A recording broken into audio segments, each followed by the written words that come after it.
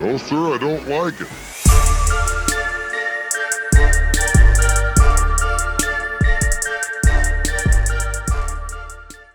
What's up, everybody? Welcome to Gravy Baby. That's the wrong podcast. Can we start over? Oh my God. It's just that I just did it. Hilarious. It was bound to happen at a certain point. Okay, I'm going to start now, okay? What's up, everybody? Welcome to No Sir Pod, the podcast where we talk about shit we don't like with people we adore. Today is no exception. I'm joined with the incomparable Mr. Hastings, John Hastings. What is up? I'm trying to remember where we met. I know where we didn't meet, but I have a vivid memory of you was doing when Bronson. This is very inside LA comedy. Bronson Jones moved from doing that show in Venice to briefly having that show At like a steakhouse or something, or like a shrimp house. It was a shrimp house in Marina Del Rey. And it was filled with like, I love LA because LA doesn't have the lore of any other big American city. Like Chicago and New York, like you know the neighborhood, like Wrigleyville. I don't know what that means, but I know like LA, you like move to LA and no one tells you like, yo, you want to see a bunch of baby boomers getting drunk? You go to Marina Del Rey anytime. And like it was like I was the host of a late night comedy show that started at 1 a.m. in Scotland. So I've seen difficult to play audiences, and that was like top 3, like, oh man, all these divorced dads got into the Chardonnay early, and it was like so crazy and heckling. And I remember I came off stage and you like said to me, you were like, that was really good, this seems very hard. And I was like, it really is. And then you passed me the baton. And then I did, and then I took one step, and then of all people, Brian Callen came out of the shadows and was like, you really handled it well up there, that is a tough situation. And I was just like, what the fuck is Brian Callen doing here? Because he wasn't on the show. That was the even weirder part. And I just remember being in my parking lot being like, this was so weird. And then I backed into a boat trailer. And I was just like, no. God damn it. Luckily, that's why you remember that show. Nothing happened. I specifically remember backing into the boat trailer and there was no damage to the car or the boat trailer. And I was like, didn't happen. Calling this a win. Yeah. I do remember getting through it. But yeah, I'm also used to unruly. I mean, when you're raised in bar shows, this is the thing. But these kids today, they're getting to learn a whole new different hell, which is just doing comedy for 3 people in a coffee shop at 4 p.m. Yeah, why is there a dog here? The better question is, why are we here? Yes. What poor decision did we make to lead us here to this laundromat to interrupt you doing your chores? Here's what I love about LA comedy. There's 4 different laundromats you could be talking about. I know. I never performed at a laundromat before I moved here. And then there was a period of time where I was angry I couldn't get on the laundromat show. Come on, man, I got credits. What the hell? Stop booking your friends. Oh, you don't think I could perform in front of a wall of dryers? Yeah. Wow, you clearly haven't seen my other work performing in front of a wall of televisions or a wall of rotisseries. I'll perform in front of anything Geddy Lee is later used as a backline. Oh God, that joke was very inside. I hit another microphone. Sorry, I have my phone here because I made a list of my things that's I don't exciting. like. You came prepared. I appreciate that. Let's get into it. Give me something you don't like. Here's my first one. Okay. That no one agrees with. Okay. I hate the show Hacks. Okay. I will specifically take you through it. I think, in general, I find all prestige dramas / comedies are the most by the numbers genre we've ever created. But because especially in LA, we all have friends benefiting from those shows. Yeah. And also, they are so bloody comforting. No one calls it out. This is how all the shows are. It seems like a show that was made for us. Unlike, I would say, unlike the Pete Holmes one, where the second show you're automatically doing warm up for. It was, but shows in general. I mean, the movie that's just coming out already. I could already tell by the trailer it's fucking trash. What I don't understand about people not understanding is stop. Just hire comedians. We'll tell you the truth. Just hire comedians. But the problem with satirizing or doing dramas or anything about stand-up comedy is it's all out there. All of the secrets. The podcasting genre blew open all of the secrets. There's nothing. We're not hiding anything. Yeah, it's not new or interesting. That Bradley Cooper movie is fascinating because it's based off of a true story, which is an English comedian named John Bishop was going through a divorce and then did stand-up comedy and then was wildly successful. What they don't mention is he was the vice president of a large advertising and marketing firm So when he got into comedy, it's like, yeah, he was able to be successful because he understood all of the business stuff and was older, so he could speak to all the industry people on their level and wasn't an intimidated 20-year-old. Yeah. Like, can we also stop the struggle porn of show business? Like, it's like one of those things where it's just like, that's not necessarily how it goes. Like, it's like, and I know because the movie's not that interesting. If someone is in a smaller market and slowly builds up going on the road and gets enough material to move to LA, and they struggle for a few years and they end up somewhere in the middle of show business. That's the whole movie. He like, got it done. It's done. It's that. And when it comes to show hacks, here is my main problem. Okay. It is very similar to the Pete Holmes show of like isn't it crazy? And like, it's all like, whoa, it worked out. Like, it's like, that's not, and it's just by the number. There's one episode where she meets a guy in Las Vegas and he seems a bit brooding and weird and she's not sure what to do with her life. And he's just like casting stuff to the wind. And then he kills himself and it's this whole thing. And I was literally, as the show was started, I literally said out loud, what's going to happen is he's going to kill herself. She's going to realize the whole thing and go back to this fucking abusive woman. And then that's the whole thing. And I was like, the whole show is a toxic relationship based upon a woman who has a narcissistic personality disorder. And then another character who learns to absorb that and positively apologize for someone who is not a good person. That's the whole show.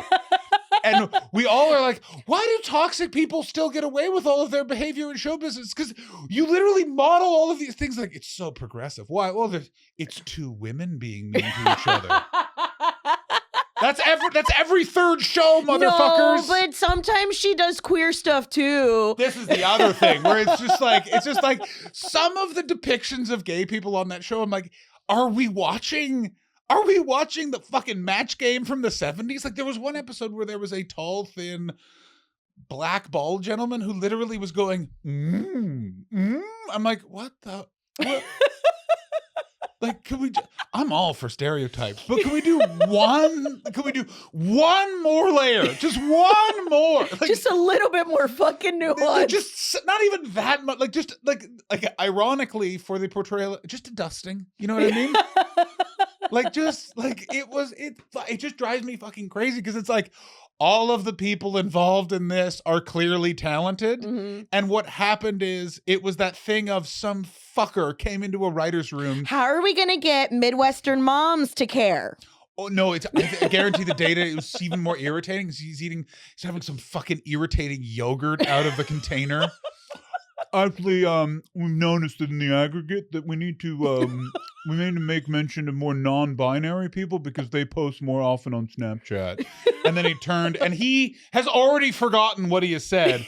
But everyone in that room is so desperate for work because we've killed everything in show business that they're like, well, we better listen to Gabe. He only has had this job for 45 minutes and will be fired after the next corporate merger that's finalized in 45 minutes. But let's go for it. I am just so fucking weary. Yeah, that's the other part is like just trying to keep it between all of these, the baton being passed and everyone being eaten up by somebody else. It's just like, I just wanted to keep going. What do you want me to do? Like, it's that thing and it's like, should I be drinking a Chobani drink? Yeah, would that be better? Am I supposed to do coke? Like, what do we do?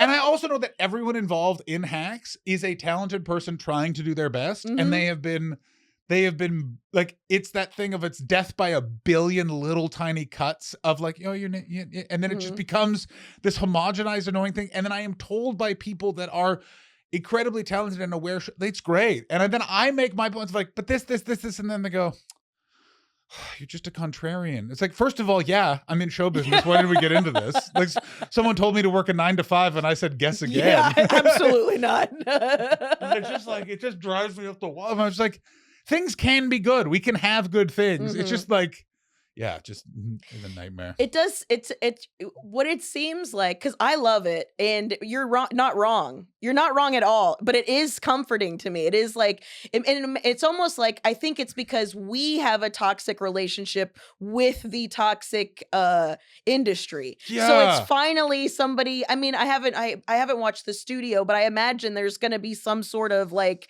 insider baseball porn there too, of course. And like for years and years, the industry has told us is nobody wants to watch a show about show business. Nobody wants to see that because every entertainer in the world has pitched a show that was like, but what about, okay, hear me out, a comedian, okay? He lives on the road. And it's just like, you know, I think that's why those shows, like the Pete Holmes one specifically, is just so upsetting because there is more struggle. You don't just get the thing the second day. What I found fascinating about that show was it was clear to me, and this is not to disparage Pete Holmes.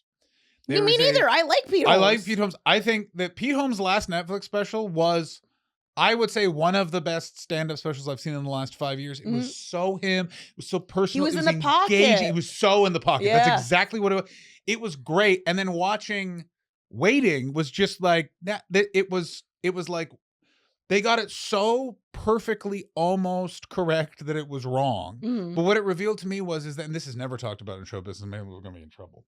There is a whole segment in show business, which is there are people that come from extreme wealth and there are people that just come from the rest of the world, and they both have to compete, but no one ever discusses. There are some people here. I've been talking about rich kid comedians for a long time. The only exception is John Mulaney because he has a good brain. That's my only exception. Yeah, but there's a lot more. There are a bunch that you are not aware of that are rich kids. Oh, I'm certain because the rich kids like to play poor. That's like that's like a thing for. It's like look at me. I'm cosplaying as a regular person. I'm upsetting my fucking financey daddy that I'm gonna be a comedian. I'm going into the arts. Yeah, we become like a racist white family's black guy. Yeah. That's what stand-up is for a lot of the. So yeah, it drives me up. It's been clocked. I've famously lost my mind on a group of my friends because they all sat me down because here's what it was. I was living in London, and how London was working, British comedy was working at the time is no one would pay you. You could wait a year and a half for your money. So there was a period of time where I was owed almost 20,000 pounds on paper. I'm too American for that, dog. You're gonna have to get some rudeness. 40 grand. Like get the fuck out of here. I literally, I will never forget this. A gentleman, I'm not going to name the club, but let's just say if you were Googling it and you wanted to put something that goes well with gin, you would get this word and use it. And that guy didn't say her name, didn't say the name of the club, but you can figure it out. That guy did not pay me for a year and a half. And I sent him a shitty email where I said, give me my money, you thief. Yeah. I know you don't pay your staff. And I know that this is hard, but and he wrote back, and this was the greatest. My assistant wrote that, and you really upset her. You upset my assistant? Is it because she found out she's working for a thief? Like, you know what I mean? Like, and it was a period of time. So I was working 7 days a week, going on the road all the time. And a bunch of my friends sat me down and were like, you need to have some joie de vivre. You're working too hard. That's what it is, rest. You need rest to get you comfortable getting robbed. And I realized I was like, I'm sitting at a table with one person, and this isn't the truth, but this is a vague spin on the actual reality. I'm sitting with one of the people whose great-grandfathers invented Hong Kong. I'm not like, and I literally had to be like, I need to take 5 minutes because I was just like, we don't live in the same reality. Don't say that. Like, and that the Pete Holmes Waiting show was so interesting to me because Pete Holmes does come from a big whack of cash. Yeah. And so to him, that was his experience. You go, you get a taste of struggle. You have the confidence because you have been in big rooms with big people that when you get those opportunities, you know to meet them on their level. You're not intimidated in any way. So it is a boulevard of green light. Like, but it's like that thing of like, but what I wish someone had done to Pete is just kind of been like, hey man, you just have to inject a little bit more struggle. Yeah. Just so you know, for everybody else, it's actually not this easy. Like, what I thought it was he didn't get any other jobs, so he had to work with Artie Lang while Artie Lang was a heroin addict. That's what I thought the show's premise was. Which, as I say that out loud, I'm going, that's a great premise. Fuck, I'd watch that show. Like, as someone who sort of lived that show, there's some Same. I've had to babysit so many drunks as a feature. Drunks or drug addicts? Both. Okay, which do you prefer? Drunks are usually more fun, but it also depends on the drug. So I go, if you're a drinker, babysitting a drunk is more fun because what you just do is you get it to like the 10-yard line, and then they start getting really abusive and shitty. And then you just kind of push them into their room, and then whatever happens, happens. Or you also play that game of like, let's go have a drink back at the hotel. Yeah. And I always have been like, I've gotten in you to the hotel building. You're a 60-year-old. Like you could probably handle it from here. Yeah, if you end up getting murdered by a bartender in this building, this was God. Like, I'm sorry. There's only so much I can do. I'm not your wife or your mother or your caretaker. Or really your friend. I'm only getting paid $75 to do all of this We work. met yesterday. It truly happened with me. I think he might have passed away by now, but it was Brad Brake was a comedian in, and he was like on the wagon. He had been on the wagon until the weekend. If we're naming names, I got a guy that's so good. Okay, go ahead. We were now to be fair to him, if you were an alcoholic, a great place to fall off would be in the basement of a strip club, which is where the comedy club was. Okay, I do feel bad for sober comedians because there is a term in AA which is, even if you're not hungry, if you go to a barbecue, you're going to have a burger eventually. And the problem with being a comedian is like, where do you work? Inside a bar where the drinks are free. What? Yeah. And there's always an employee with a pharmaceutical satchel. A tackle box. Yeah. Full. A trapper keeper of drugs, the likes of which you have ne'er seen. Yeah. What are you into? Let me see what I got here. Oh my God. And okay, so you're with Brad Brake. You're in the basement of a strip club. And what part of America? Middle America, so Milwaukee, so already a drinker town. Yes. This is what you want. And it was called Joker's Wild. I'm pretty sure it was a money laundering situation because you had they had the strip club upstairs. Best clubs usually are. And it still paid like shit, but it was I'd never worked with this guy. Turns out he was like infamous, like a nightmare, but I had no idea. It was my first time working with him, and I didn't know he was like sober and needed caretakers and all this other shit either. So then I'm, I think at the time like 24, so I'm having my free cocktails because that's what makes up for me not getting paid very well. Yeah, you're paying $75. And by the way, for those of you at home, it's not $75 a set. It is $175 amount.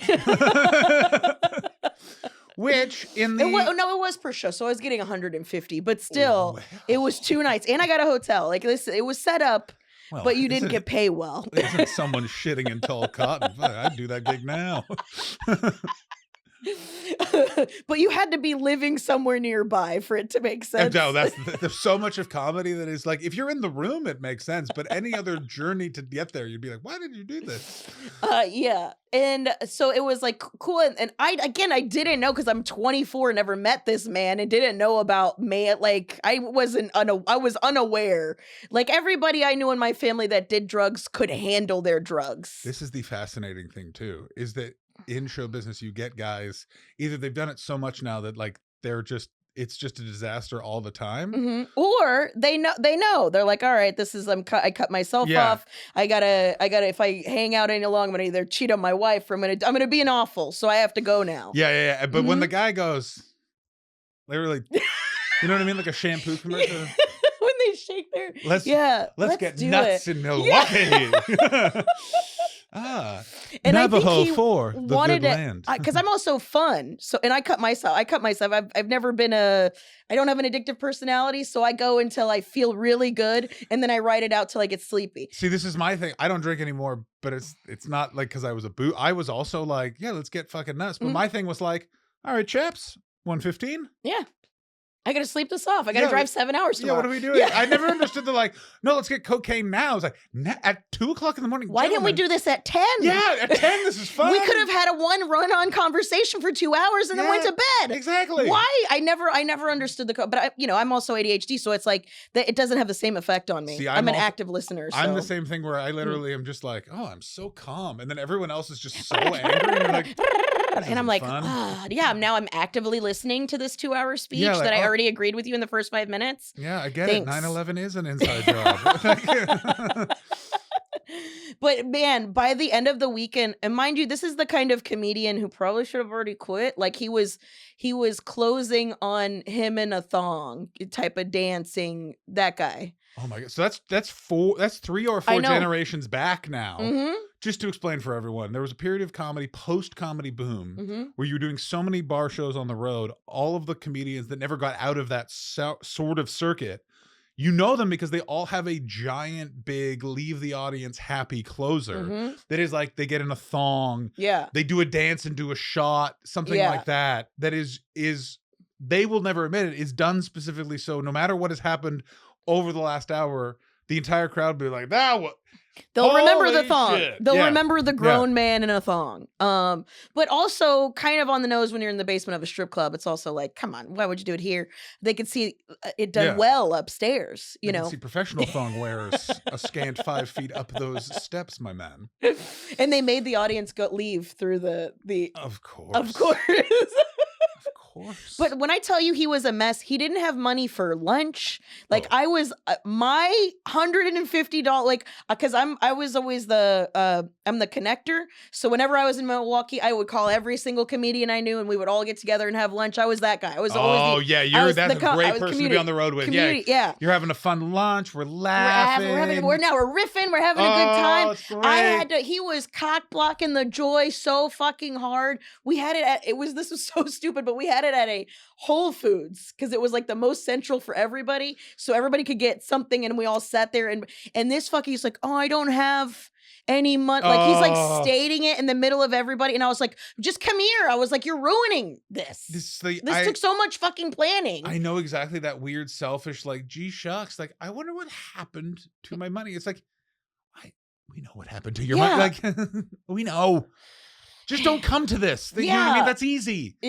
Or tell me ahead of time you need me to buy you lunch. You know what I'm saying? At least have some sort of social awareness whatsoever. It was the way you're talking. You've been poor at some point in your life. That's most of my life. This is the thing that people have. I don't think people have been like, you chose. Why did you choose cigarettes over food, John? Let me explain my logic.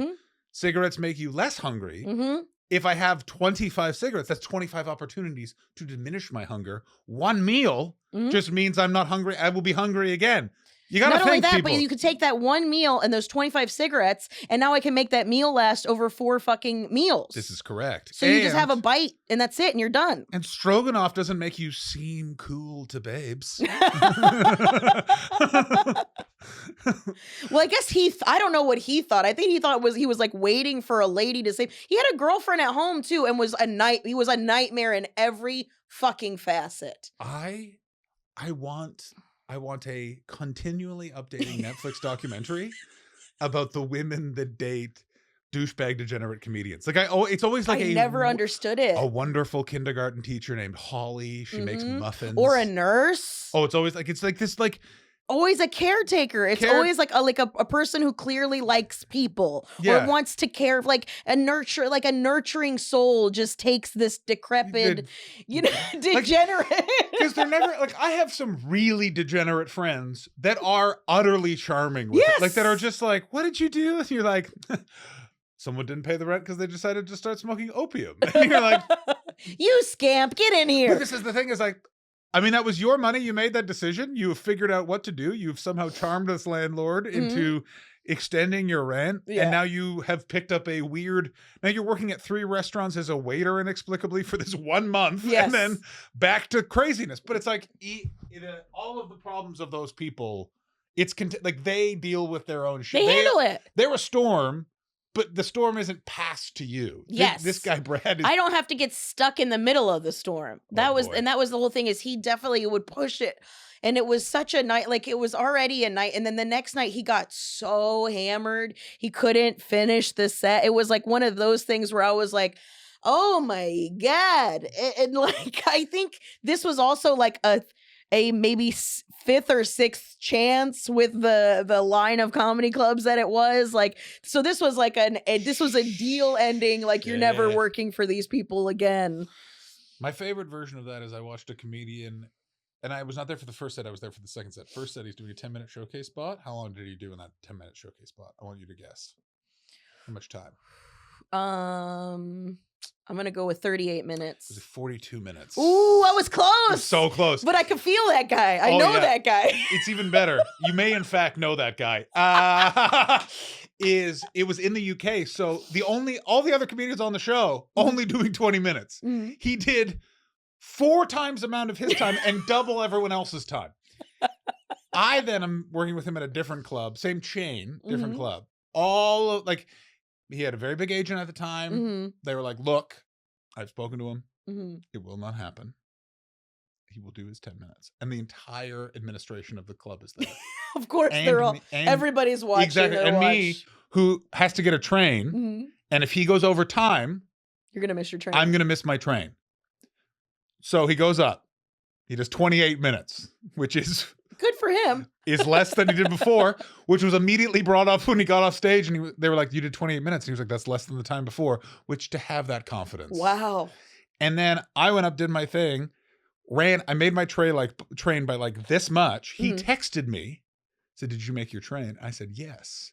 And then he used that as a point. John didn't miss his train. I don't think it's a big deal. I don't think it's a big deal. I love John made his train. And I love it. I love it. There's a story about that guy that I cannot tell you that is so funny that I will tell you as soon as these cameras are off.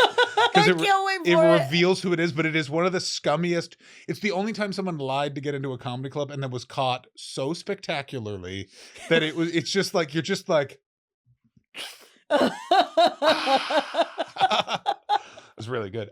So when I'm from Canada, and when I joined a comedy club chain, booking company in Canada, the club chain is called Yuck Yucks. They had a management company called Funny Business. It's not a management company. It's just you sign, if you want to play those clubs, you have to sign with this management company, and you sign a inappropriately punctuationless contract that won't hold up in a court of law that says you'll only ever play gigs for this. Oh, yeah. And on the way to sign that, I was listening to an episode of the Joe Rogan Experience where Brian Redband says that he signs things as like Brian Tacos to like get out of them being legit, which I don't think is actually true. But for some reason, I signed it as John Taco and they never noticed.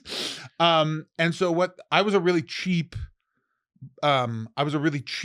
feature act because I was new with the company. I was $50 a set, but I had spent 3 years in Montreal that had 2 comedy clubs, and everyone had just. It was one of those nice things. When I started comedy, everyone like just ahead of me moved to different places, so all they had was like guys who had been doing it 20 years and guys who had been doing it 6 months, and they needed hosts and features and opening acts for these 2 clubs. So I got on weekends very quickly, not because of skill, but how actually things works in show business. We need a guy. You're that guy. Yeah.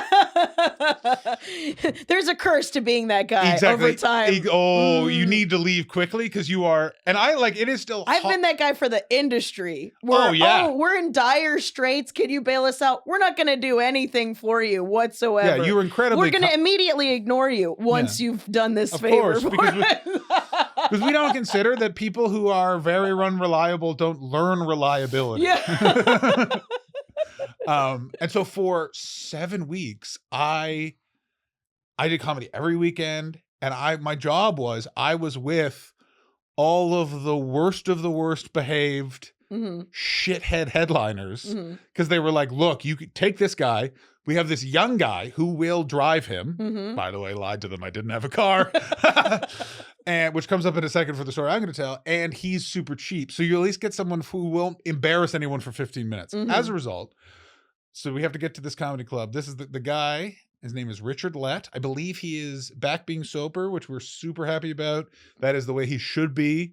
Sober, very quiet, nice piano playing man who's a mall Santa, drinking. Holy shit. like laughably evil, weird, fucked up shit. Like had to ball cancer, a fundraiser for him. He knew that they were just going to remove the ball and he was back to work. So he took the money and bought a nice television. Oh, wow. Didn't even use it to pay his rent as it was supposed to be. And would tell you that story like, yeah, it was great. I killed it. So I didn't have a car, and his was his solution. He joined an improv class, found someone in the improv class. This is the day we need to drive to Kitchener or Waterloo. Joins an improv class, asks someone in the car if they have a car. Someone says yes, and he goes, come with me right now. You'll be able to do improv on this show. And we just get there, and this woman is like, what do you... So I get to do comedy? And the club owner was like, no, you do not. And what I do respect about this woman is she did not leave. She drove us back, but the entire way back, she just yelled at him. And he didn't know how to take, but like, and everything was just everything with that guy was sketchy after sketchiness. Mm-hmm. And he all relied on, would you get gas money, as if he sold merch. Like, it was all predicated on merch. And the best part is... Listen, if I win, you win, okay? This is the thing. Best part, closed on poems. He was trying to be a slam poet. No. I won't pay my rent. Is that what it's called? I used to know it. He has another one about having ball cancer. That was I only got one nut. That's the only nut I got. That was one of his bits. Is whatever song that is, just to the tune of having one nut. Is comedy still like that out on the road? It feels like, because now we're the headliners. No, because everybody brings everybody now. There's no dice roll as much, and there's also no middle class of comedy. That only exists with a middle class of comedy. I know. It is dead, eh? That middle class of comedy is dead. I've been living in a world where I'm like, yeah, it's fine. And I was like, it's not. Because I'm like, I have felt the razor blade at my back about 9 times of like, it feels like they were cutting pieces of comedy off. Woo, and I just keep being like, oh, fuck. Ow. I'm running. Fuck, I'm running. Have you had the experience recently, which I have had, which is, oh, I didn't realize this is doing well. Yeah. Yes. Like I'm still broke. Yeah, like my poor wife, like I had to turn to her because I was like, I think I'm losing my mind. She's going, why? I'm like, there was it wasn't a period. It was the year 2024. Every time I would like work with someone new, they had a day job. Like, it was just like, no one was just doing comedy. Like, it was all this other thing. And I was just like, is this over? Are we done? And she was like, no, I think you're fine, but I think your industry is changing. I was like, I think I've had this same conversation with my beloved as well. It's just like, because you're just like, I'm just trying to find, because I have one that ties into this exactly perfect. I have another hate that ties into this whole sort of the insecurity of we're feeling right now. And it also just feels like no one's talking about it. No one's sort of calling out. I think that's the thing that makes Hacks comforting is it's the only place I get any kind of conversation about this, especially out here, is people aren't speaking honestly about the experience until after an expose comes out. Then that's when you'll hear about it in a fucking group chat or something. So people are like, keep a lot of that stuff, the honesty to the chest, because you never know who's listening, you never know who's going to be a producer or whatever. Like, so there's like a fear almost of being like transparent about your experience. So I think Hacks is, albeit it is a little bit of, you are getting a note of 2.5 Men, but for yeah, there is a little bit of that happening. But I think it's not so much where there's also so much inside baseball stuff that people are just going, it's fine. Yeah, I get it. He's gay, and it's like, but then it's also taking straights who don't have gay friends into a cooler queer space. So it makes them feel cool as well. Here's where I come down with that. It's not, I am from the capital of Canada. I am from middle of the road. What do you mean you put fruit in our yogurt? Well, haven't you just ruined breakfast? Like, and it was one of those things. I actually do like milquetoast, and I disparage it being used. How dare you butter this bread? The dryness reminds me that I'm doing fine. This is going to sound very elitist and shitty, but it's sort of what I believe in is, like, I came from, like, a place where it's like you're going to get a middle management job in a tech company that will eventually close because of financial impropriety, and then you'll just hate your kids. And I was like, I don't want that. I want to be in weird queer spaces. I want to be somewhere where there's someone who's shirtless. I want to be in weird nightclub bon vivant cities. Yeah. So I'm going to go do that. And I get annoyed at times because how we work with media now is it's sort of, you get, here's a little sampling of what we know you as a person that hasn't experienced that think that would be. And I'm like, no, I would like to go back to the dangerousness of cities. Like, I couldn't get this bit off the ground where people are like, you live in LA? I hear there's a bunch of gay people and you can't go outside there. And I was like, that's correct. That's what I was looking for in a city. Yes. I was looking for the gay mafia. Yeah, exactly. That's all I wanted. You see, you have to understand, you chose to live in Chattanooga, Tennessee. So you get a certain baseline of just like normal. I choose to live in LA, and every day I open the door and go, let's fucking see what they're up to today. Go to the parade and get your phone stolen, okay? Yeah. But also try poppers. And the parade we're talking about is the Rose Bowl New Year's Day parade. I am joking, but I'm also like if you're a straight person that doesn't have any gay friends, you don't get to know the fun of having gay friends. You don't get to know that polyamory works, but it does not work if you're straight. You have to be gay. We get to make kids. They get to know what it's like to have a real freedom. Like a sevensome that was not weird. Like I recently discovered. What do I do with my hands? Exactly. Exactly. Now that I've come, do I leave? No. How dare you? I recently found out from people at a sex party. I got invited to one sex party ever in my life, and I was going to be late because of a gig, and they said, "Well, you can't show up late." And I was like, "Well, why?" And they were like, "There's a flow. Like if you show up midway, you're going to be at a place where." And I was like, what?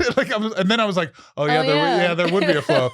And then the second thing I realized, which I was like, I like to start in the middle. Exactly. What? You guys don't do that. You guys just don't start by just putting it in. Anyway, the other thing I realized was like, I bet you any sex party is like a regular party where there are 4 awkward people in the kitchen just sort of unsure what to do. And I know I'd be one of those people and not prepared for how crazy the people in the kitchen are. Because the awkward people at a sex party, they're still at a sex party. There's still going to be sex. Of course I want to go. But it's going to be like. I have a bit where I would be, is that true? I have a bit where I say I would be an awful host at an orgy because whenever I get uncomfortable, I just start hosting whatever party I'm at.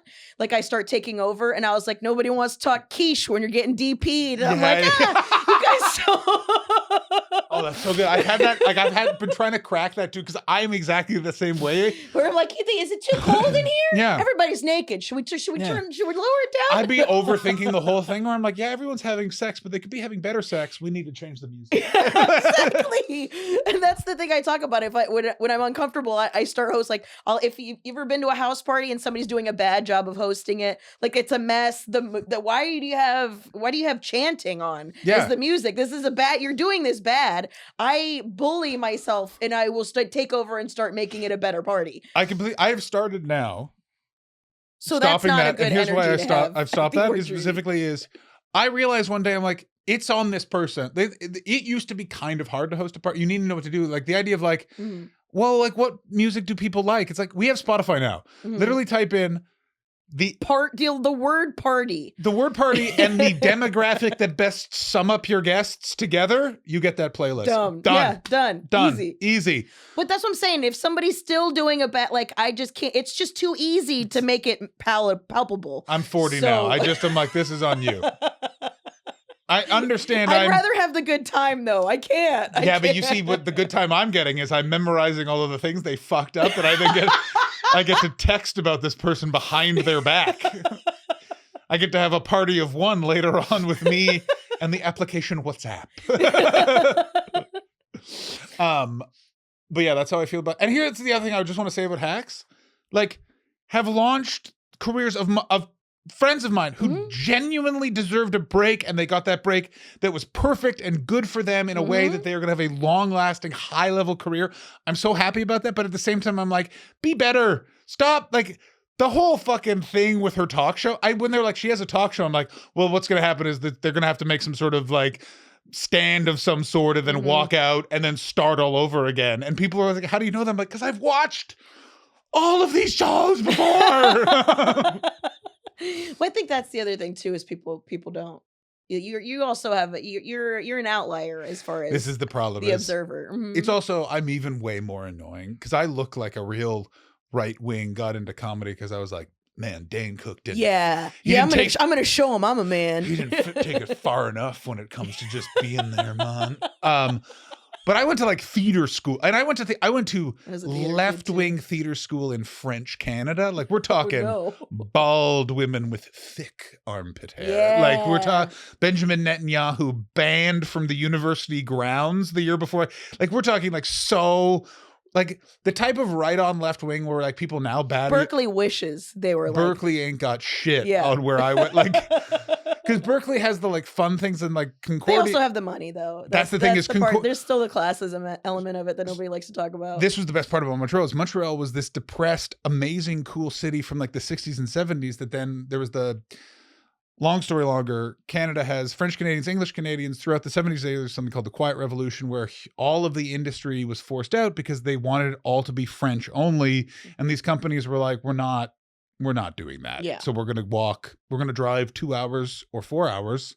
See it. And so it depressed the city, built back up a little bit because they have something called, they gave power to the entire eastern seaboard of the United States through this company called Hydro-Quebec. So they had like one industry and some money, but like rent was $200. My first apartment was nice. $275. So like you could go pro as an artist in a creative thing with one bartending shift. Like it was That's nice. amazing. So that meant that university wasn't soft, fun Berkeley left wing. Like we're talking like it's like, yeah, we fucking live it, bitch. Yeah, it was more punk than anything. It was like punk and was squats and like, well, what do we do? Well, we're gonna kill them. Like those sort of things where you're like, oh, okay. Like, and so when people are like, get on to all of the like the woke, all of that, like it just what was my point with all of this university? How I was going somewhere with it. It was that sort of thing of it's like, what I liked is I had that period of time, but then I like that thing of like, oh, part of this was also. We were all 22. Like you grow out of it, you learn. What was my point? I had a point. Fuck, it's gone, Carmen. I'm not even stoned. Oh yeah. Well, I hate it. We'll find it. Okay, we'll work our way back. Okay, let's reverse engineer it. Left Wing University, Concordia. It's gone. Fuck. It's because I compared it to. That's Berkeley what it was. Money. Pardon me. So sorry. So when I'm approaching something like Hacks, like I'm annoying in that I'm like, I know what weird play. The one guy who went to Brown or has a Yale drama degree in the writers' room. You get the 4%ers. Yeah. Exactly. And that just makes those shows even more irritating because most people can be like, well, they made a reference that's quite jejune. And then I could be like, well, that's fine. I didn't realize we were doing jokes from 2009. Like, so that's the thing. And like, because of going to Concordia, I have You're like exponentially cunty. Yeah, I'm so like, I should be in a double-breasted suit criticizing the quality of the bottled water. Like it's like I have the face of a Jan 6 participant and the spirit of someone who's like been kicked out of Bohemian Grove for complaining about the canapes too much. I thought we were sacrificing a virgin, not sacrificing our taste buds. So that's my main bugaboo with Hacks. Number 2, do you know who Scott Galloway is? Not personally, no. I've heard the name. So he's a bald financier. Okay, that makes sense. Who's pivoted into podcasting because he's a NYU business professor, but he's one of those like business professors. He's doing the old Tucker Carlson. Exactly. Like it's one of those. He is very much the elder millennial centrist Tucker Carlson in that. This is a for-profit exercise, and what he is saying is not because he believes it. He is saying like an Ann Coulter situation, like a mouth for hire. His is not political. It's that he has aggregated and understood that no one is specifically talking about these subjects in this way, and therefore, if I talk about these subjects in this way, I will be that guy, and then I get to appear on a bunch of media and up my brand by talking about this guy. He's a big. We need to help and fix men guy. And I just am so over the whole fucking thing, which is just like the problem. Which part? There's so much. The male loneliness epidemic does not exist. The actual problem is we are in a giant, massive recession that is a depression. Men aren't lonely. Men have there's a huge amount of the population that have no hope for the future. Right. Because the way the economy is structured, Scott Galloway, a man who is a business professor who should know this, they have no means of moving up and moving forward. Well, not only that, but they're also being bled dry through online gambling and having to pay for friendship via podcasting, et cetera, et cetera. I've been saying this for years is like, I was like, all of these podcast boys are talking about men because men are the only ones listening to their thing, and they're the ones that are like, keep paying daddy, so we're your friends. You don't need to find friends. You don't need to go out and learn social skills. No. Give daddy all the money. Join DraftKings like we do, and pretend you're friends with people. It's really men who are putting men in this male loneliness epidemic. Because every dude I know that's with a chick, yourself included, is fucking happy, dog. All you had to do was help sometimes. Women started this a decade ago. Just fucking help sometimes. Once everybody went to more and more people went to therapy, they're like, oh, I just have to assist in some way. Yeah. I didn't realize this was such a big burden on you. Let me take some of that burden off. I'm just dicking around here anyways. Guess what? Now who's getting their dick wet all the time, who's happy all the time, and now who's like, hey guys, you really should learn about perimenopause. It's a lot on women, and they're like, oh, these fucking dudes, they got no dude in them. And it's just like, no, they just care about another person. It's literally that simple. You don't even know what you fucking started. So I have a 6-month-old daughter, which is the reason why I wasn't in this podcast in the spring, is because she was born a month early.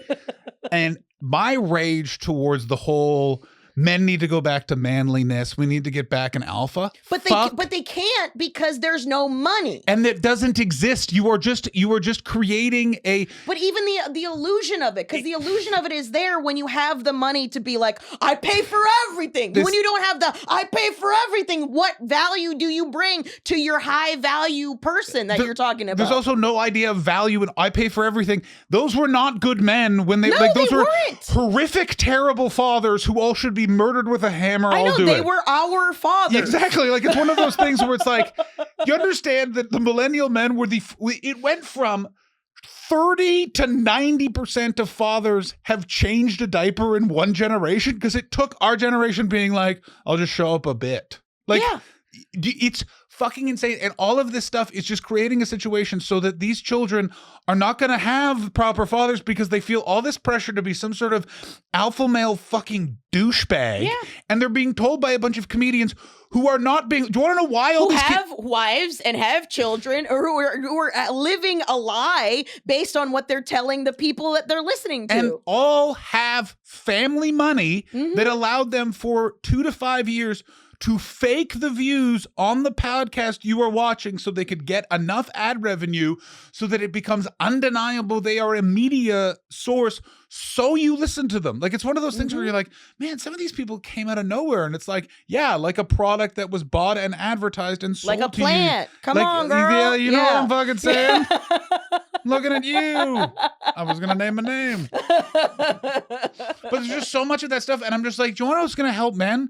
Is someone going, I cannot believe how hard it must be right now to be a 23-year-old. I think about young comedians all the time, like, to the point that I started writing a book on how to be a stand-up comedian, just because I heard a comedian say on a podcast, I spent $20,000 a month. Oh yeah, so I can have my podcast up. That's insane to me. I was like, how are you making $20,000 to be able to cover that? This is my thing where I'm going, do you understand that I was a fat theater kid in a leather jacket who just wanted to be in show business.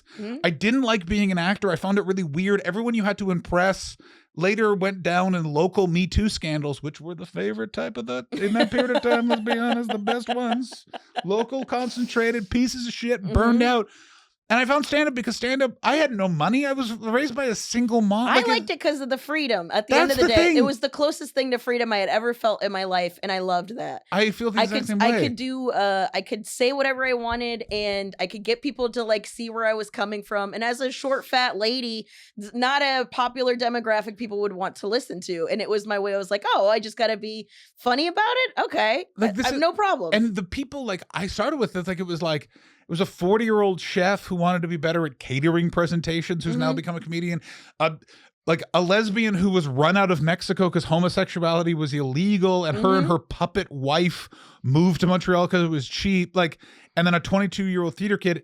And like, that was my starting class. And it was just like this weird otherworldly sort of thing, and there was no. It was like the land of misfit toys, and there was no. That was cool. There was no pressure to be like, "Have you started your podcast?" Like there were other pressures, like get a mailing list. You needed to get your unique selling point. You have to have business cards. Remember, people cared about business cards or a website. Yeah, the website was a huge thing. Stay after to meet the crowd that way, because you get repeat business at these clubs. The more time they meet you, the more time they'll come back. All of this sort of stuff.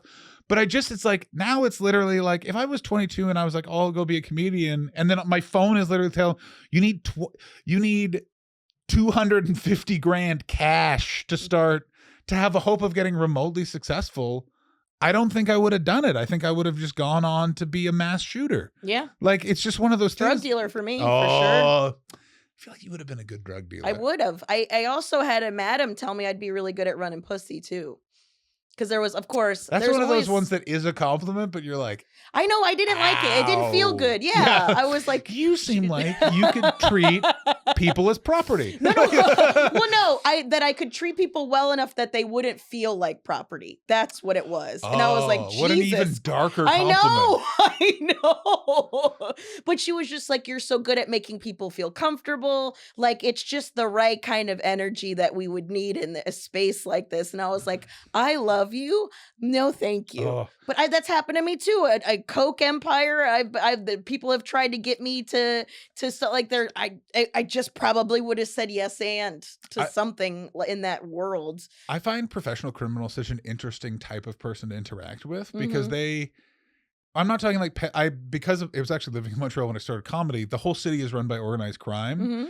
The mafia's taken it over. They're in an alliance with the Irish mafia and the Hells Angels, to the point that you, like, if you would like right now, strap $1 million to your chest and walk naked down St. Catherine Street in Montreal, no one would touch you, because they know if you did, they're going to be murdered by the mafia, because you brought the heat, motherfucker.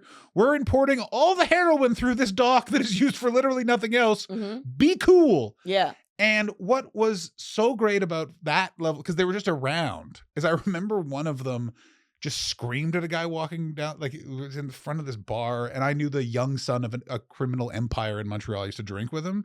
And one of his many uncles was on the patio of this thing, just like old man crazy, hammered, just screamed something at a guy. And then my friend turned to me and went, "My guy's a pimp, and my uncles think that pimps are dirty." And in my head, I'm like, they're organized crime figures. Like that's, I mean, I've talked about this. There is something to be said about mobsters with one moral line. It's my favorite thing. It's exactly what I was getting to. Is I love when you're like, and fuck these guys. Like the discovery I found out recently that every comedy class has that one guy who is a fucking climber, liar, piece of shit. Yep. And I was talking to someone who was at a big show business function, who was also there with the guy who was that guy for my class.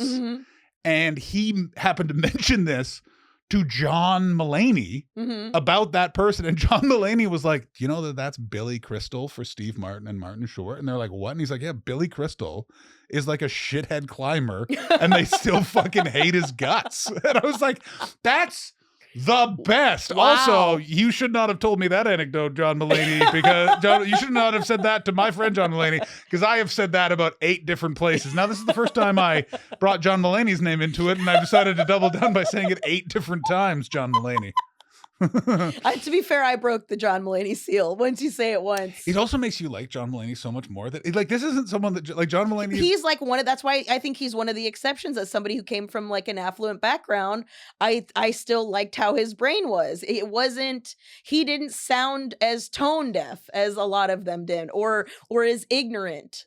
I have some friends that come from like crazy privilege, and the thing with the ones that are like John Mulaney is they have an awareness of it that it's not even an advantage. I am in a slightly different world than everyone else.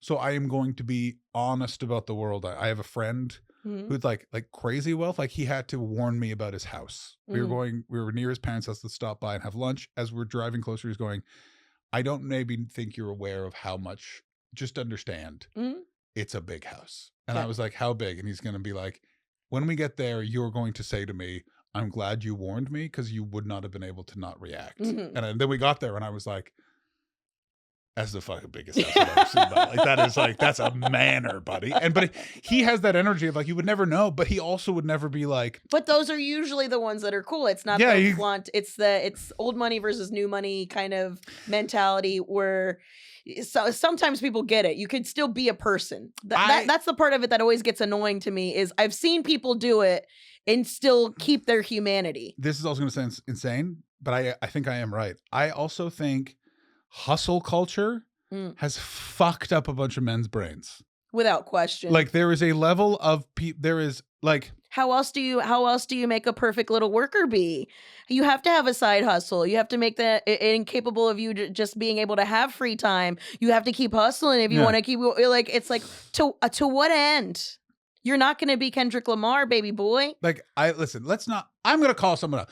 Andrew Scholes loves going on about the hustle and all that stuff on his podcast. And it's like, motherfucker, but you started with 50,000 followers, which is the hardest part. Exactly. And it's also like you were on the last big MTV show. And also, like, don't you come from dance instruction royalty of Manhattan? Like, it's one of those weird things where it's like I don't know his origin. I believe it's something like one of those like weird things where it's like, his mother is the reason that they do the cha-cha in Manhattan. Like, it's just one of those things like, shut the fuck up. Like just like, come on. Like, but to me, that's someone doing an impression of what they think. It's the opposite of hacks, but it's like, well, this is what people...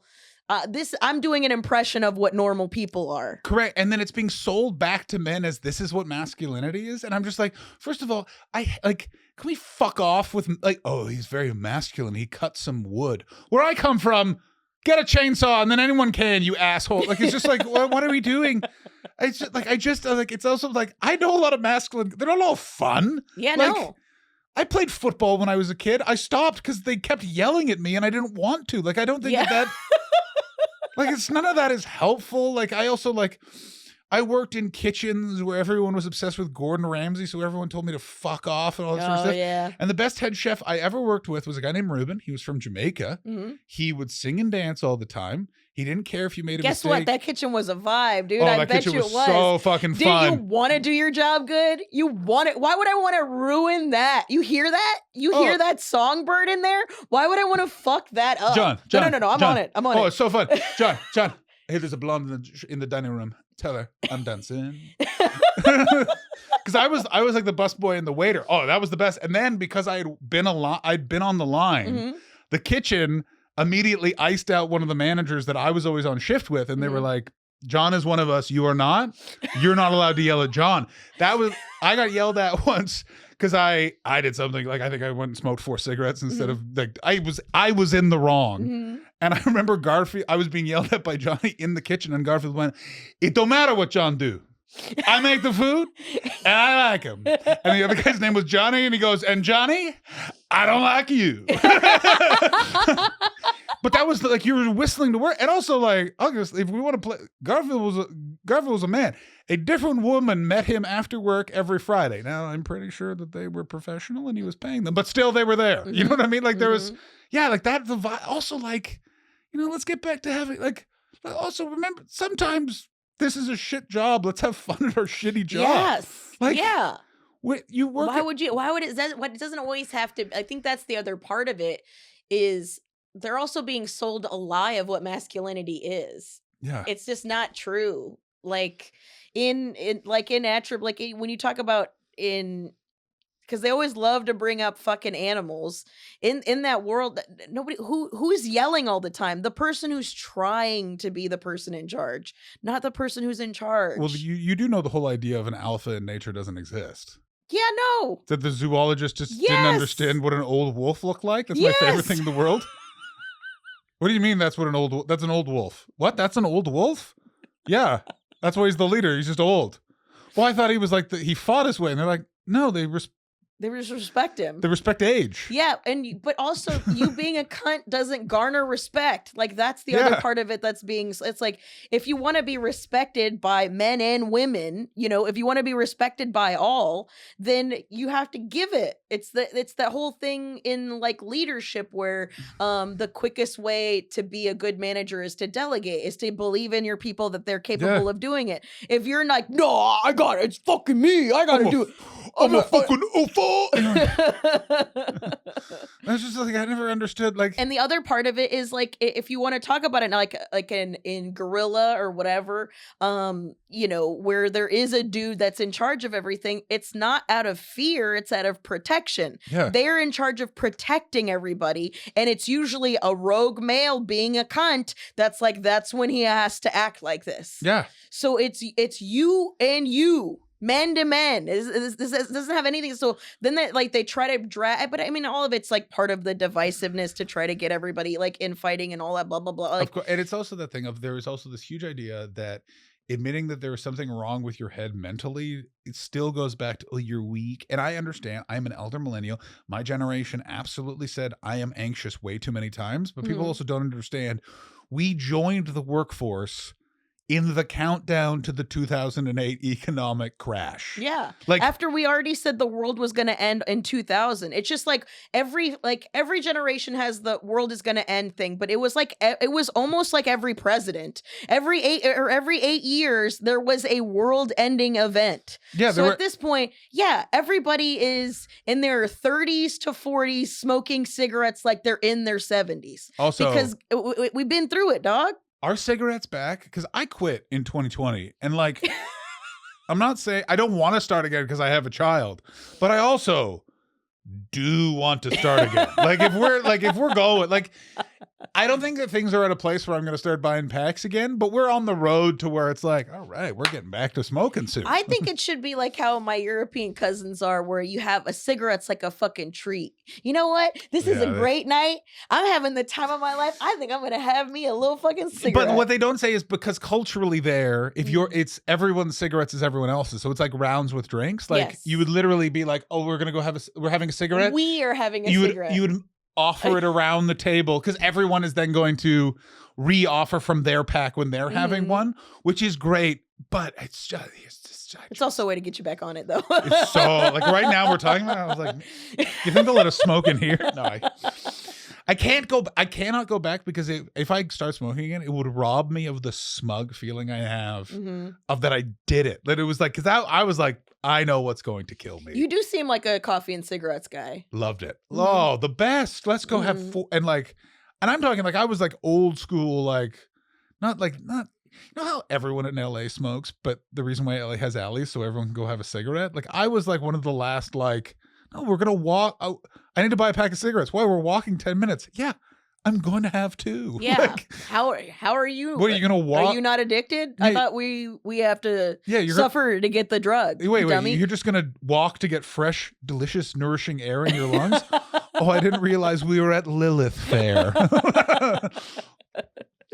But yeah, Scott Galloway is my number 2. Are we only on number 2? Well, we need to pick it up. We chat too much. Oh, we can roll in number 3, which is into the one we just did, which is all dads before millennial dads. We kind of covered that one. That's my current like mega hate because it's literally I'm just being a parent to my daughter, and like everyone sort of like is like, well, of course the woman is doing it, but then like people are literally like, you're changing diet. It's like, yeah. My jizz made this. I am as responsible, and like also like But that's what it is. It's accountability. That's where the real masculinity lies. I completely is accountability for made your bed, go and lie on it, pal. And it's like, listen, and also like things are hard, but nothing's ever that bad. You can get through anything. Listen, like I flew from my best friend's funeral directly to playing the abandoned Tropicana Casino and Hotel in Las Vegas.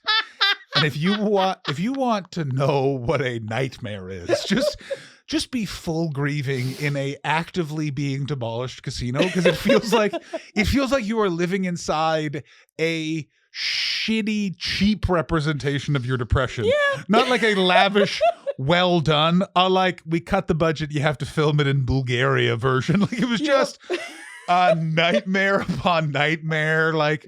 Just smoking weed on the bleachers where there used to be a dog track and now there's just a concrete slab. Like at one point an employee just came out to ask me what I was doing and I explained I was just reading my book and smoking weed and they were like, that's fine. And he went, you look very suspicious on the security cameras, and walked away. And I was like, what vibe am I putting out? That I look suspicious in a casino parking lot in Las Vegas. Do you understand? An abandoned one too. Yeah. Parents are killing their children to rip the teeth out to sell them to a bookie.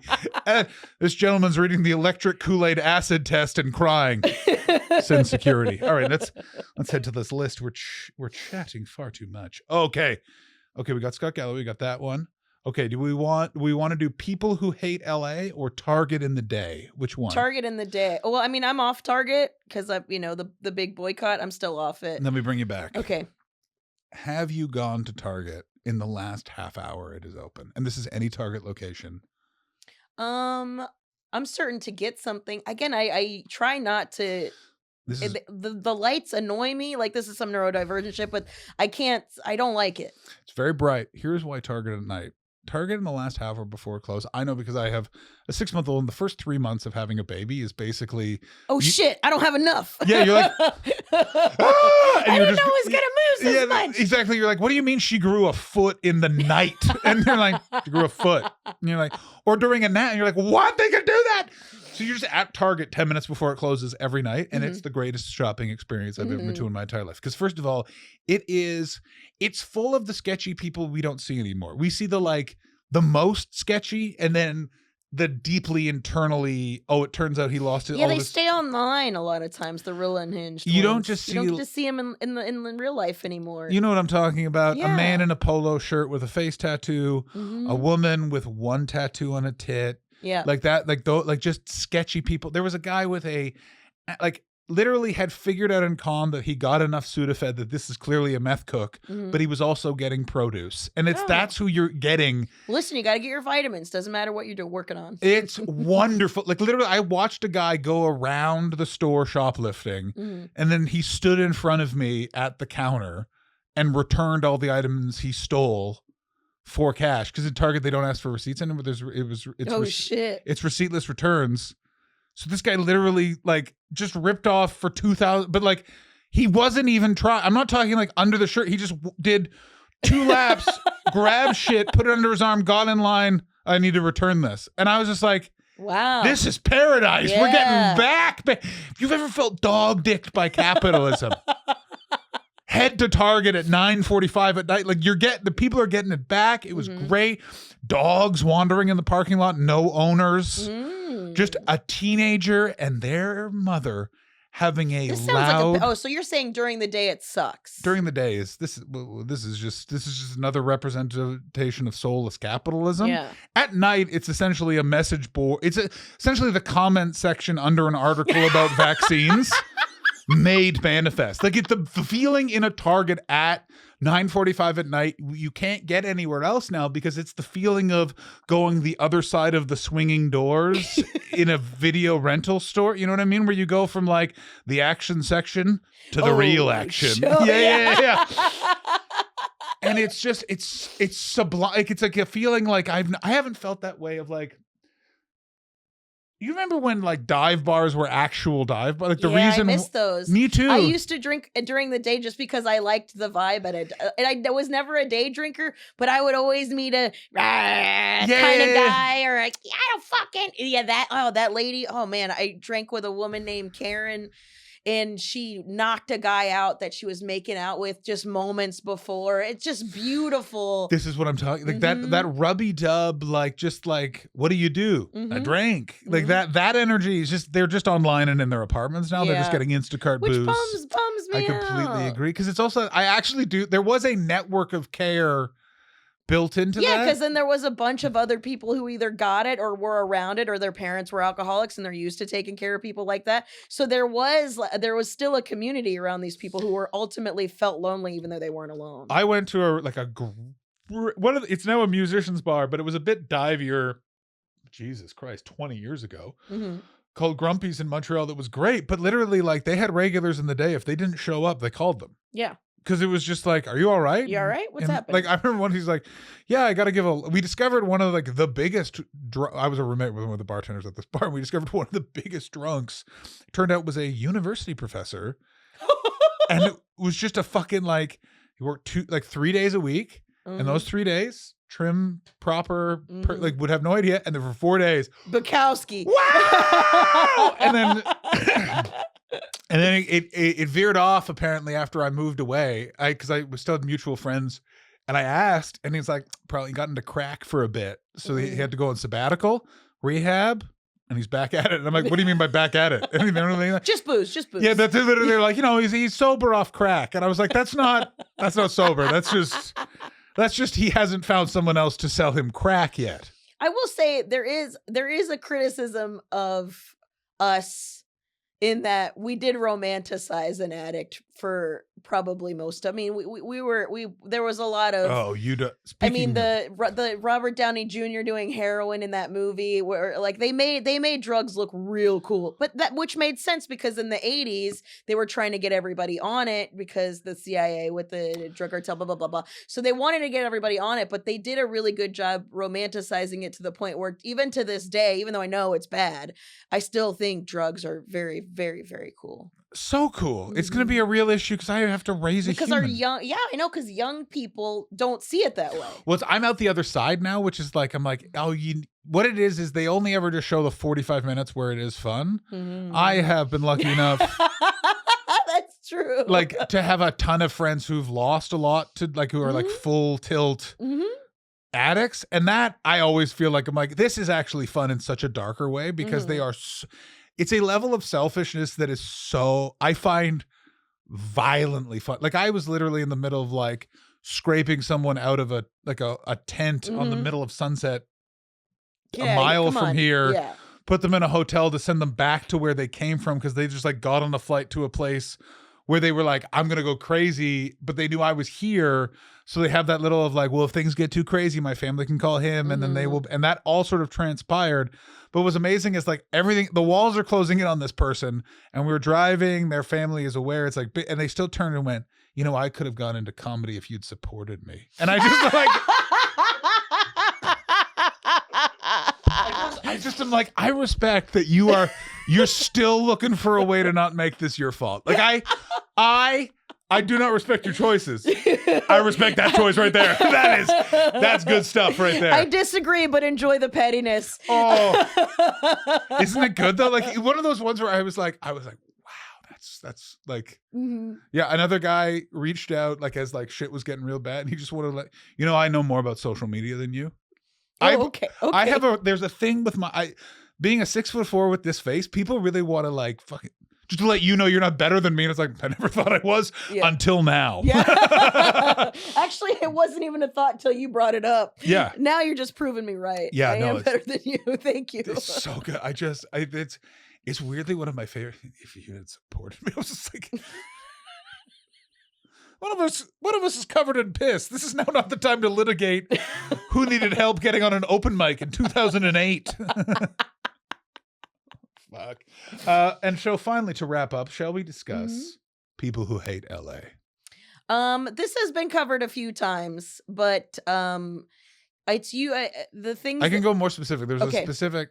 I specifically loathe New Yorkers who hate LA. Okay. Because their gripe is this is not New York. And I to them go, is. Correct. You just walked into a dessert restaurant and said, where's the cheeseburger? And we said, we don't make that here. But there is a lovely hamburger restaurant that you actually flew away from to come here. Like, you know, like I just don't because I don't. To me, that's the equivalent of an American going to another country and being like, why isn't this America? To me, it's just as ignorant. But what drives me even more crazy, I was recently in New York and I decided to get a big croissant, get a cool coffee with oat milk in it. You know what I'm saying? Just But I flipped it in New York. Rome, dog. I just kept telling people, I'm like, you guys don't hike here. And no one could understand what I was like doing. Like they literally got defensive. Like, you can walk in the park. You can walk in the park. I mean, I was like, this is not the views though. And what it is New York is really, really tough. It's really hard to live. But that's visible. Like you get there and you're like, this would be a lot to live in. As someone who's lived in London, which I actually think is worse because it's a trick. Yeah, it looks really nice. That's the thing with LA. This is the scam. That's the difference. Is New York is walking through a gauntlet you know you're walking into, whereas Los Angeles is a trap. Yeah, LA, you're like, wait, what's wrong with this place? And they're like, honey, you don't even like our police department is legally an independent entity, like an army controlled by whoever is just the chief. Wait, that can't be That can't be good. Oh no, they got like. Don't worry, they're overfunded. Yeah. They're so overfunded. Hey, they have more of an air force than any other country except for like 4 of them. Oh, they get a lot of free hand-me-downs, if you will. Yeah, like from the DoD. Let me put it this way: they could invade Afghanistan. Like it's just that's exactly it. And it's also that thing of like all the stuff they always want from LA, where it's like, where's the culture? And it's all like it's always I'm like, well, we're currently at Flappers in Burbank. Yeah. So there isn't culture. You're in the suburbs looking for culture. Flappers in Burbank. Yeah. But we could go, I will show you some culture. Like if you want to see some deep culture, we'll go to South LA. And then they go like, well, no, I hear it's dangerous. And I'm like, like the way Williamsburg is dangerous, there are parts and streets you don't go down. But if you would like to see the funkiness. There's real cool, there's real cool shit down there. And then I mean, no. And it's like, well, then we're not. You just want everything to be exactly from where the place you feel your suffering is. And some of us have decided to go for a different type of suffering. It's different. Gorgeous weather, psychological terrorism. Absolutely. From also everyone. No concept of time. With no seasons, you get sucked in. Here's how then the years go by, you don't even know. Like there's that side of it too. I have a whole thing which is everyone needs to go to England first to understand no seasons before you come, because England there's 2 seasons. There is a possible time where you will get 6 weeks of sunshine, and then for the rest of the year it's raining. So it's like Seattle. Okay. It's like Seattle on like steroids, and sometimes there's no summer. Oh shit. They just skip it. Which they don't tell you. It was 2015 and I remember it was October and I went, we didn't have a summer, and someone went, yes, sometimes there's no summer. And I went, what? This is a nation that sometimes just skips the happy part of the year? Part. Yeah. Why would we need that? Why would we need that? Oh, fuck me. But yeah, and it's also just that thing of like, isn't it enough that I like LA? Like why? No one's asking you to like it. Also, then why did you come here? Oh, you came here because there were things in LA that your city doesn't have. So just like be into it. Go to the beach. Come on, man. Go to Venice Beach. See a naked guy on rollerblades. Like, get into it. Yeah. I just don't understand. Like, go up on a mountain. Yeah, go to the Griffith Observatory. Go hike and then go to the Griffith Observatory. Yeah, baby. Go look down on people. You're doing the same thing, but not from a skyscraper. It's 100%. Just a different thing. Go and have the greatest, not even Mexican, food from across Central and South America served to you on the street by in a mobile fucking parking lot. Oh my god. My wife grew up in LA, so she has like that. Oh, she knows. She knows. Yeah. You know what I mean? And there is a place. I will give this to everyone. There is it's a Vaughn's in Echo Park parking lot that has a taco truck called Taco Zone. Now, the portion of the parking lot they make camp in is so fucking sketchy. When my wife and I went there recently, she went, John, and I looked, and there was just a guy sharpening a machete on the sidewalk. And it is the best food you've ever, like, it's like, that's what you, like, that's that. And what I always find funny is everyone in New York is always talking about, like, New York's not edgy anymore. You want edge? Come to LA, baby. Yeah. We will There's walk plenty of edge here. 3 blocks of Pershing Square in New York, and you will literally, or in downtown LA, and you'll all be like, what happened here? And I was like, actually, this is a lot better than it used to be. Significantly better. That's the other thing too, is when people were like, downtown's really bad. I was like, really? I thought it was it's gotten a lot better in the last 5 years. Yeah, it's gotten a lot. I would say, well, it had so during COVID, I lived in Koreatown, and I loved, no one thought this was safe, including me, but I did it anyways. I would love a middle of the night bike ride through downtown LA. Well, then it was like you only had like insane people, or there was no. It was emptied out because all those so Skid Row and all that emptied out in COVID. Oh, that's when that's right. I remember because they cut off all the fucking water fountains. I know because I used to bring water down there. And they just, but then the homeless people did the funniest thing ever because there was no trespassing laws, and everyone in the Hollywood Hills was gone. Is they all just camped on everyone's lawns in the hills. Did you not know? Fuck no! I didn't know. That's amazing. So the whole thing with LA, if you can find the shadows of the problem, but it was the most delicious thing. The reason why there's suddenly we need to address the homeless homeless population in Los Angeles is because Rick Caruso and Karen Bass and every fucking luminary of LA fucked off to Big Bear, not Karen Bass, but like, you see what I'm saying, people who are listening, like they fucked off to their summer homes, came back, and there was an encampment on their lawn. Yeah. But there was no trespassing law, so they had to get the sheriff to be like, this is not drainage for that, which then pushed them all out of the hills, down onto Sunset, and then the sheriff pushed them all out to Venice, and then Venice pushed them into Santa Monica, and then Santa Monica literally then pushed them all back, and they redistributed around the city. But what is interesting was downtown in that period was just a ghost town. There was nothing, no one ever. And I remember thinking, like, if this city actually cared about this problem, now is the time to go in, build facility, do something. Not only that, they have plenty of fucking space down there. I mean, it's the building that's been graffitied up, the one that was don't get me like those four buildings that. But you see, Carmen, we can't just immediately repatriate those buildings back to the city because other developers would then think we're going to do that. We're not going to get investment. And to them, I say, good. That'll teach the developers. If you abandon a project for 5 years, we're going to take it. We're going to give it to homeless people and do some good. So fucking finish. Yeah. Don't get into something you don't have the fucking... Motherfuckers. Yes. Yeah. And by the way, here's a bill. Oh, we can't go there. It's a company we want to do business. Why do you want to do business with people that wouldn't fit? I want to fight. Yeah. I'm getting to the point where I think I might run for office, and that's a bad idea because I will be very easy to defeat because... I had a wrestling. He's a checkered past. I had a wrestling podcast at a time before people were canceled. Do you understand the things I'm recorded being said? Like, I did comedy in the 2000s. Do you know what you were allowed? Not only allowed, encouraged. Oh yeah, encouraged to say. The run up to Barack Obama's election. Holy shit. Okay, one palate cleanser and then we'll go. Give me your favorite teacher growing up. Did you have a favorite teacher growing up? I had a variety of favorite teachers. Best one, most influential, one you think of fondly. Here's one I will think of fondly. She was a very harsh teacher, but I have something called dyspraxia, which means one of the reflexes had hand-eye coordination.